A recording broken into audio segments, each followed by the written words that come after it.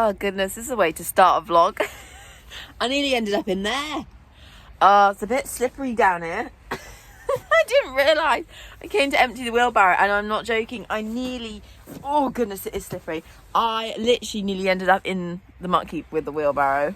Oh, I wasn't expecting a clonk to the floor this morning. Honestly, my head was like balancing over because we have this sunken muck heap. My head was balancing over it. I was like, I'm going to be in there in a second, but thankfully not quite. But that's a very rude wake up. Oh, I'm too old to fall over. Good morning, guys. Welcome to my vlog. You've got the sun coming up just behind me. It looks rather beautiful. Go on, phone, pick it up. Yeah. Oh, I felt like I could give my arm a proper wallop then. I was also rather beached. Good job no one saw me. Because of this, like, if I stand back, you can see here, I was kind of beached over the sides. I had my legs in the air and I was just like stuck there like a little whale. Like, oh God, how am I going to get out of this position? What a fun start to the morning that was. Now to see if I can retrieve my wheelbarrow. Oh dear. At least I didn't end up in there. That'd have been far worse.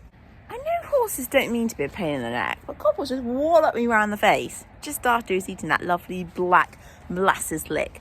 I mean, I can see some of it on my coat. I can smell it, that's for sure. I don't know how much of it's on my face. I need to go and wash my face now, but like proper like, just like, great, thanks. Just after that lick, thank you very much. What a treat for the morning.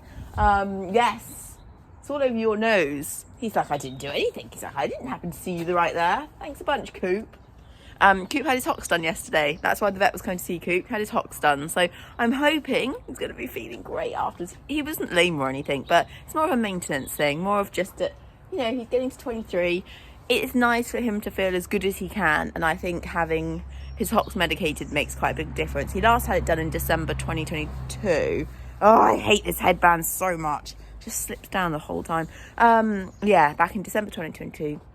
Just before he went to his last regionals, and he just felt so good afterwards, and like he has a spring back in his step, and I thought if he's going to do a bit more hacking, I'd like to still do some schooling and jumping with him. The only reason I haven't been doing it with him recently, you should keep him in the picture, is that I just haven't really been doing enough work with him, and I just felt that actually giving his hocks a little boost, he'd just find the work easier and so on. So that's why we haven't been doing anything with him in school.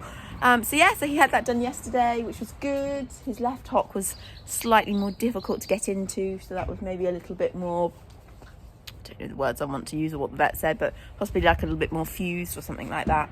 And then Sienna, who was meant to have the vet on Tuesday, oh, you look so attractive when you play with your tongue. It's attention seeking. She wants me to feed her, so she's like, I'm going to do anything to grab your attention. Yes, the vet, Tuesday, meant to see her, didn't turn up. I waited 45 minutes from like after the time he said he was going to be there. And I started thinking, this is a bit weird. Like, he doesn't seem to be, you know, surely he would have messaged by now or something. Anyway, so I messaged him. All right, I'm coming. I messaged him. She's like, just give me my breakfast. To be fair, I understand how she feels. Yeah, he just didn't turn up. Anyway, it was miscommunication between me and him. It was my fault because I didn't message back, but I didn't realise I was meant to message back, and so, all right, you were stressy too. So yeah, he didn't arrive, which was probably a blessing in disguise because it was that really windy day, that really cold wind, and then Sienna was already slightly hyper from it, so I think she'd have been difficult to work with. And we were using like a kind of diagnostic tool where you put the sensors on her body. So I think it's like one on the pole, one on a leg, one on a pelvis, and it's to measure the horse's movement and like whether they use one side more than the other and so on. And after he didn't turn up, I thought a bit more about it. I was thinking, well, actually, if all it's going to tell me is that Sienna is not pushing as much on her right as she is her left, I'm thinking, well, I could answer that already because of the in-hand work I've done with her. I can see it, I can feel it. So then I spoke to my vet who does deal with Sienna just to double check that this was still a good thing to do, because it's still going to cost me a few £100. And she said it only really works if it's in conjunction with blocking. So like you put the sensors on, you work the horse, then you look at the data, and then you perhaps block an area that you think might not be working quite right, then put the sensors back on and go again. Well, that wasn't what was going to happen. We were literally just putting the sensors on and just getting the data off. So I think I saved myself a few £100 that we can use to something else that we do with Sienna. So yes, a blessing in disguise that he didn't turn up and we had a bit of a miscommunication. So that's where we're at, aren't we? Okay, I will come and feed you, because obviously the pair of you, she's gone now, but need your feed. So demanding, the pair of them.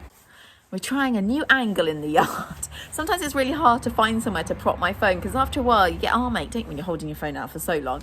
So we're going with this because there's still a bit of light, even though it is starting to get quite gloomy out here. And Sienna's making quite a lot of noise next to me. If you can hear that squelchy noise, it's because she's playing with her tongue. I'm meant to be emptying my haylage barn before more haylage arrives today, and I need to work, Sienna. So I need to get going. But I have a question for you guys. I'm hoping you can help me. So how do you go about finding your trainer? Do you Google? Do you look at trainers' websites? Do you look through Facebook? Sienna, please stop for a second. Do you do it word by mouth? Do you chat to friends and go like, who do you train with? So on. How do you go about finding a trainer? Now, I know lots of you probably have a trainer that you stick with and so on, but how would you go about finding a new trainer? Because you guys know I absolutely love teaching, and it's something I want to do more of. Again, I feel like I've got plenty of knowledge to share, and I love teaching. Only a couple of weeks back, I was teaching a teenager on her pony. Sienna, you're making some disgusting noises with your tongue there. She's really squelching it. I was teaching a teenager with her pony, and she was having a dressage session, and she was so enthusiastic and so excited and just wanted to kind of absorb every bit of knowledge I could tell her. And honestly, it was the most wonderful lesson ever. I came away with like the biggest smile on my face, and I get such fulfillment from it. And I just want to be able to do more of that. And there's a lot of trainers out there, especially where I live. It's quite a flooded market. So how do I go about it, guys? How do you find your trainers? And I'm going to try and work on I was going to say selling myself. That doesn't sound like the right words I want to use, but sort of trying to advertise my teaching. Oh, goodness knows what I'm trying to say. Advertise my teaching. That's probably a better way of putting it, because I really do want to do more of it. It was so much easier when I was back eventing. Honestly, I could teach day in, day out then, but for some reason, now that I'm not competing as much, I do find it a lot harder. Is that a big deal to you as well? Like, do you like a trainer that you see out on the circuit doing well? Obviously, I'm not talking about teaching people that are about to go out at PSG or anything like that. Sort of people that are competing probably advanced, medium, below, but I still have so much knowledge to give, and it's what I want to do more of. So guys, help me out, leave it in the comments below. How do you go about finding your trainers? Are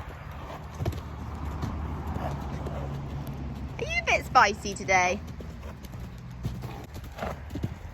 Oh.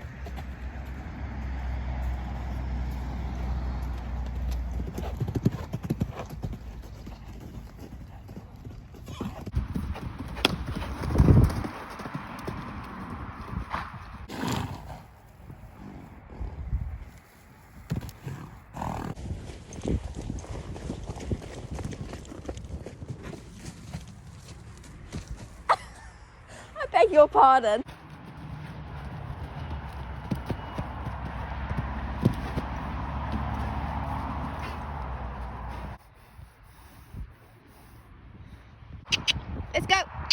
Let's go. Good girl. Well done. Good morning, guys. It's Friday. I'm so happy it's Friday. It's milder today. It's definitely no frost this morning or anything like that, which made me very happy. Though the wind is a touch cold still. I'm like, while I've been riding, I'm like, it's not that mild. It's definitely a little bit chilly. Anyway, we're on a good Friday so far. First off, and a big achievement, I actually managed to get out of bed on time this morning, which is pretty impressive because last few weeks that has not been happening at all. Yeah, I've really been struggling. So this week I've been tweaking my evenings to try and get the perfect kind of evening bedtime routine so that I get up in the morning. And I think we've come to the conclusion that I actually need to get into bed about 9:30, which sucks because my kind of most productive hours is in the evening, like 8 till 10 p.m. I'm like at my most creative, and so to go to bed at 9:30, I just feel like I don't get enough done then in the evening, but needs must because I need to be able to get up earlier.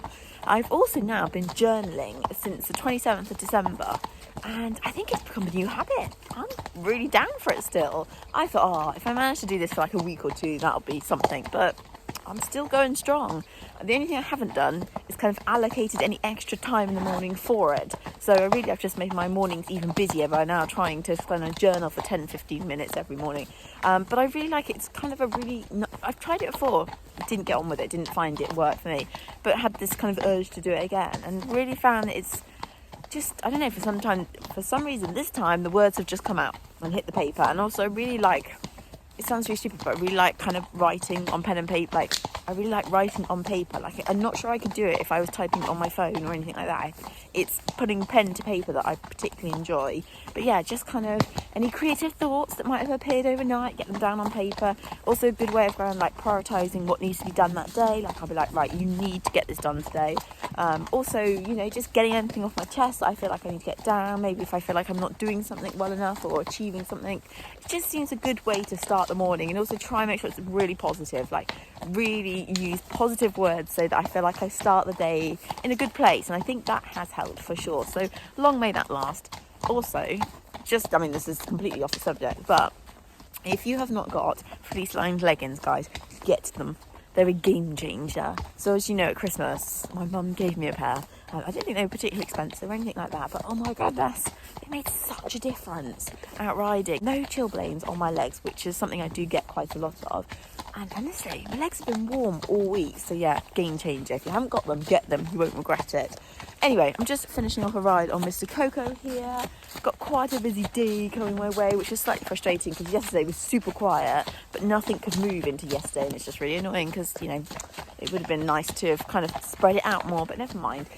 And yeah, just looking forward to a chilled weekend and just cracking on with the many jobs on my list that need to get done. But yeah, I hope you guys are having a lovely weekend. We're 2 weeks into January now. It won't be long and we'll be halfway through, guys. We're smashing it. We're smashing it.